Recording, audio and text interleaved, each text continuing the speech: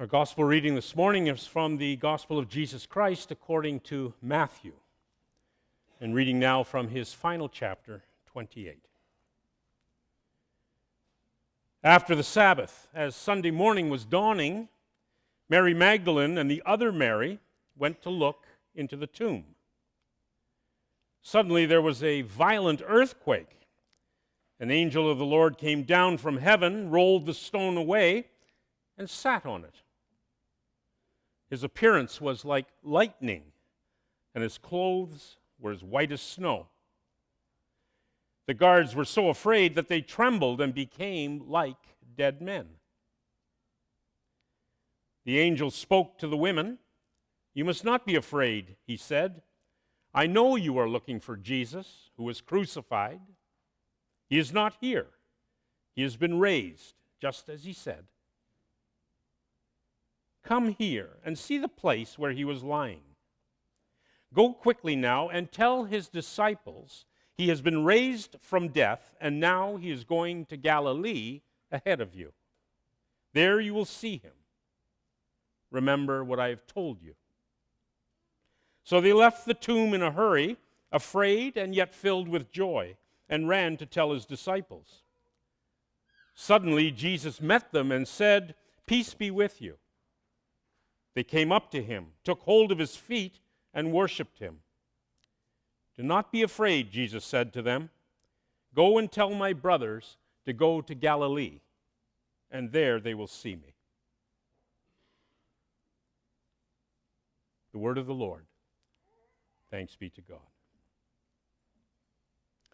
This morning I'm concluding a story. I began on Palm Sunday and I continued on Good Friday.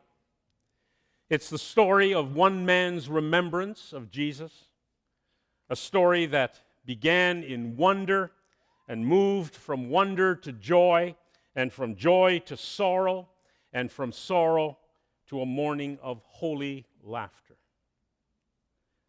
The man is imaginary, but the experience is wrapped in history and faith.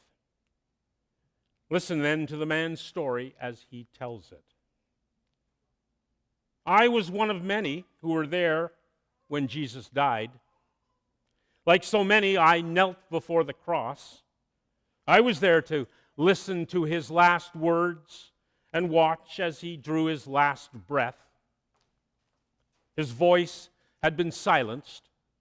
His wonderful and miraculous deeds were ended. His love had lifted me, saved me, but now love itself seemed to have died when he died. I was there when shouts of Hosanna had welcomed him into the city, and now they were just a faint echo. I was there when they called out, 'Crucify him,' and now that too was past. Jesus, whose life had shone so brightly, was dead. And when he died, something died inside me. I wept. I ached for him, but he was gone. The impossible, the incomprehensible had happened. He was no more.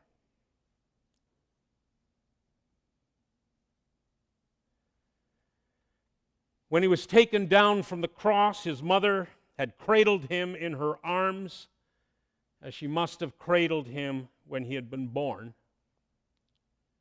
No tears of joy now, only the tears of sorrow that break hearts. Jesus' body was taken away and buried in the tomb of a man who had followed and believed in him, a man named Joseph from Arimathea.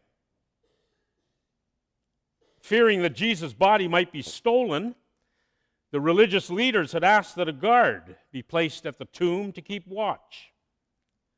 How strange, I thought. Even in death, they feared him. It was reluctantly done, but it was done nonetheless. A large stone had been rolled across the entrance of the tomb. No one could get in or out without great effort, and of course they would have to get past the guards. And his followers, those who had been closest to him, I heard that Judas, the betrayer, had hanged himself. I heard that the others were in hiding. Out of fear for their own safety, they had vanished. And as the minutes turned to hours and the hours into days, the hope I had harbored that the God of unexpected miracles had more unexpected miracles in store began to melt away. Jesus was gone, buried. It was finished.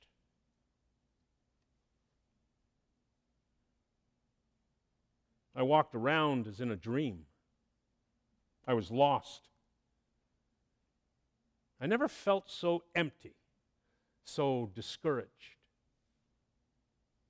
I walked the streets. I couldn't eat. I could hardly sleep. And when I did, I would awake from the nightmare of reliving the events of the past days. I didn't know what to do. It all seemed so pointless. Friday passed, and Saturday, and then came Sunday. And with Sunday, a word came. First it came as a whisper, couched in doubt. Then it grew louder, couched with hope. Then it grew louder still, embraced as true. Jesus, they said, who is dead and buried, was alive.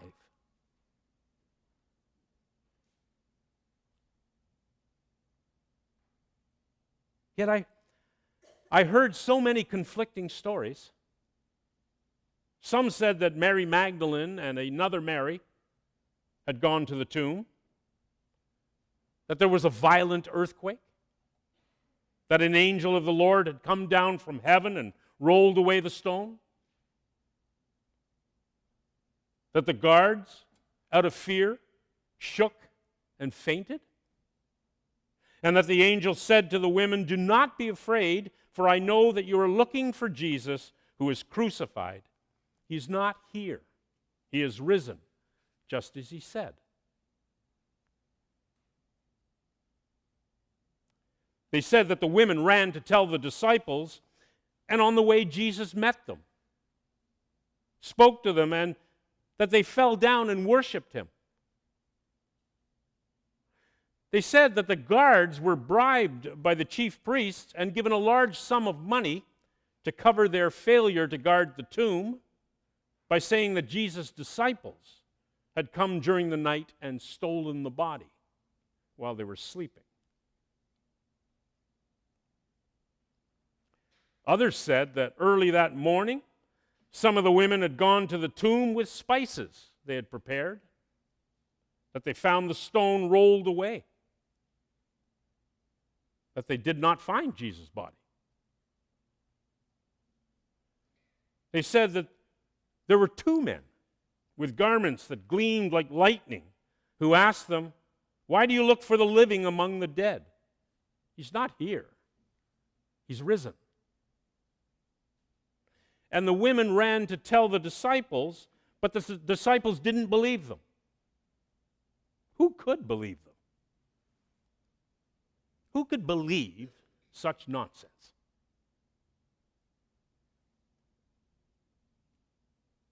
They said that Peter, the one who had denied ever knowing him, ran to the tomb to see for himself, that it left him wondering.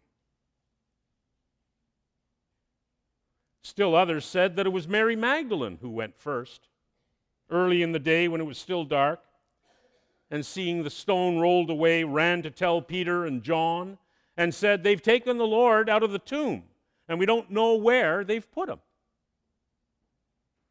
So the two of them ran to the tomb and saw the strips of linen lying there, as well as the burial cloths that had been around Jesus' body.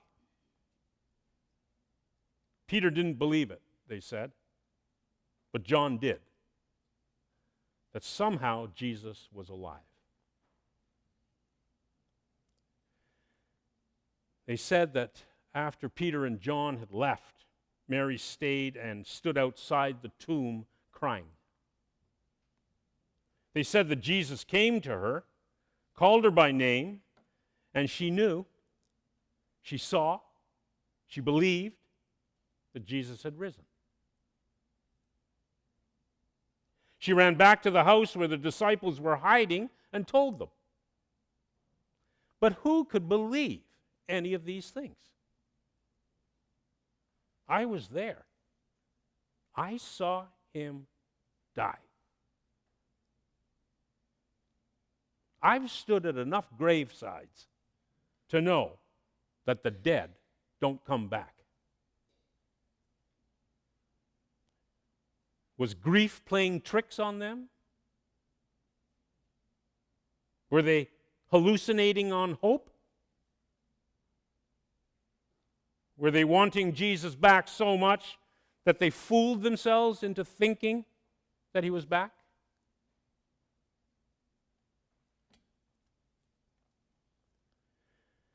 When I heard all of this, I didn't know what to believe. I still don't know who to believe. Still, I wanted it to be true.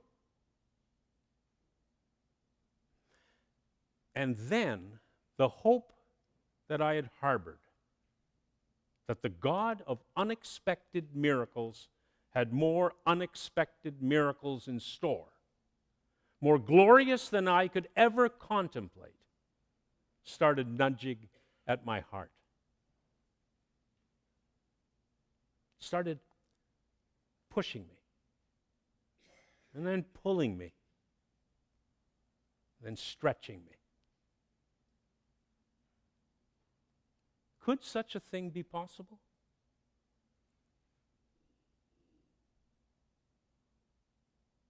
Was this what Jesus saw that I did not yet see?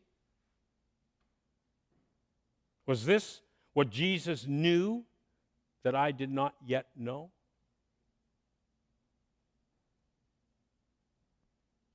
When he said from the cross, "It is finished,"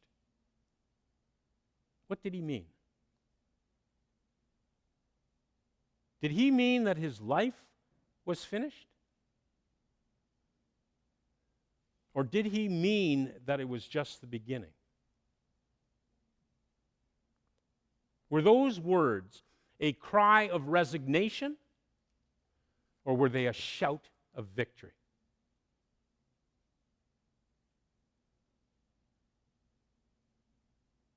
I ran to the tomb. It was as others had said. A stone blocking the tomb's entrance had been rolled away. And inside, nothing. Nothing was inside. Jesus was not there.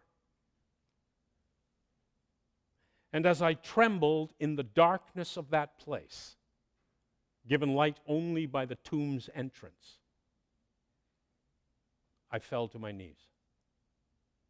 And as I knelt, that was the moment I first believed.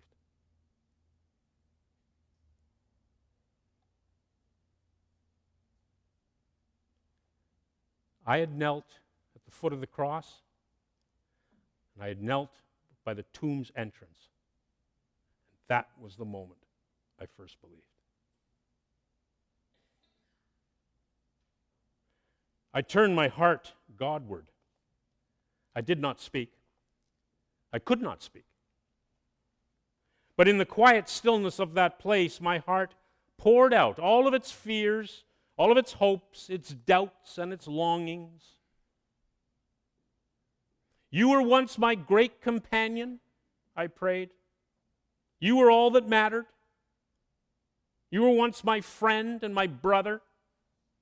Now my world is shattered. Wishing you were somehow here again? Wishing you were somehow near? Sometimes it seems that if I just dreamed somehow, you would be here. Wishing I could hear your voice again, knowing that I never could. And as I poured out my heart, as in my shattered world, I prayed for the joy of somehow hearing Jesus' voice again. The stillness was broken by a voice that spoke to me. It was as clear as this sun-filled day.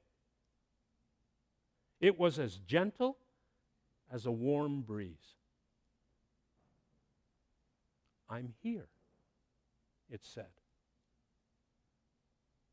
I'm here.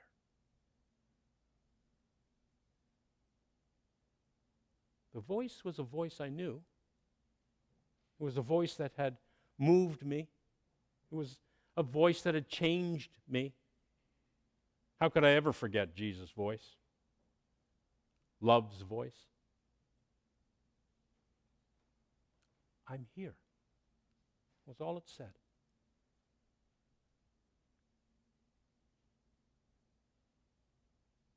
And as I had thought of the others who had said Jesus was alive, I thought to myself, was grief playing a trick on me? Was I hallucinating on hope? Was I wanting Jesus back so much that I fooled myself into thinking he was back? I don't know whether it was a voice that broke the air's silence or whether it was just an inner voice.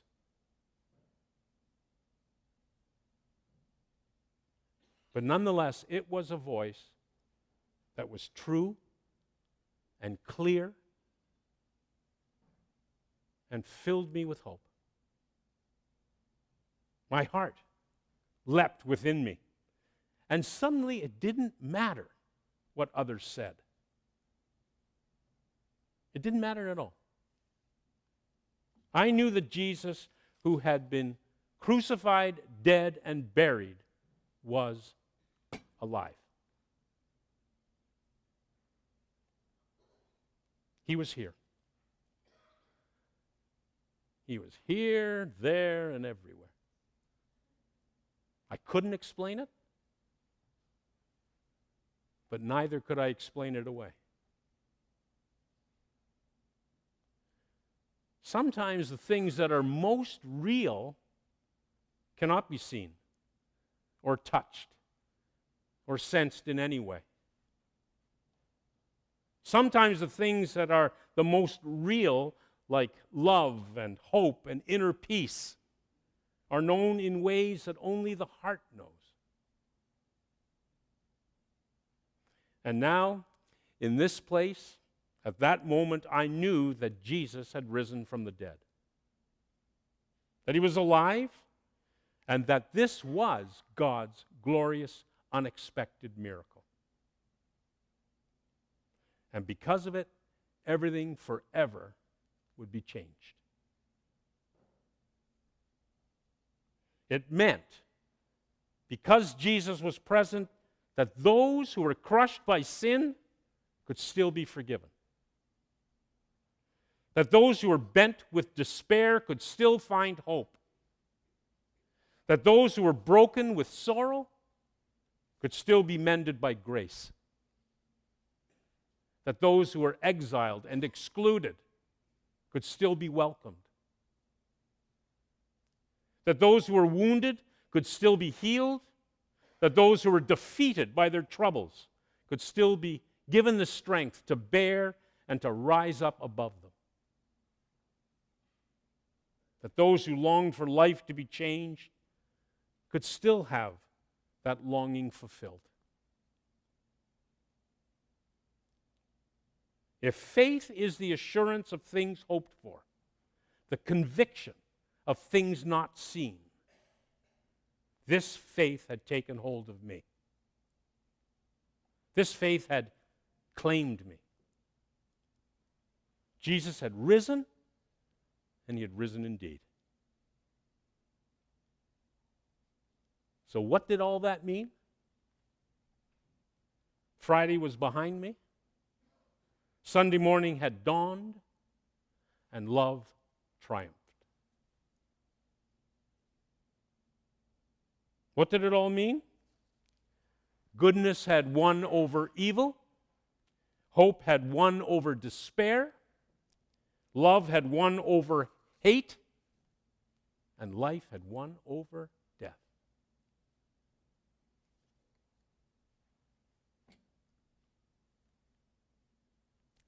So what did it all mean? It meant that this unexpected miracle, this miracle of God's presence,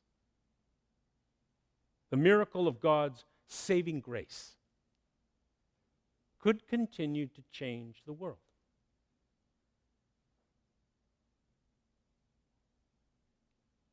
It meant that Jesus was here.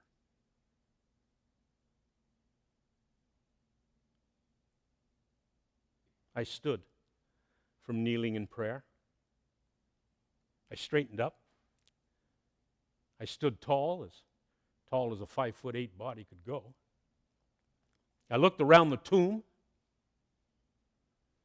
This was the meaning of God's laughter, I thought to myself.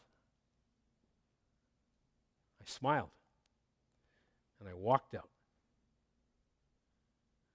And I walked into a new day, a new life, a new world. Because for me, Jesus had risen. He had risen indeed. And you may ask me how I know that he lives. He lives within my heart. No more complicated, no more simple than that.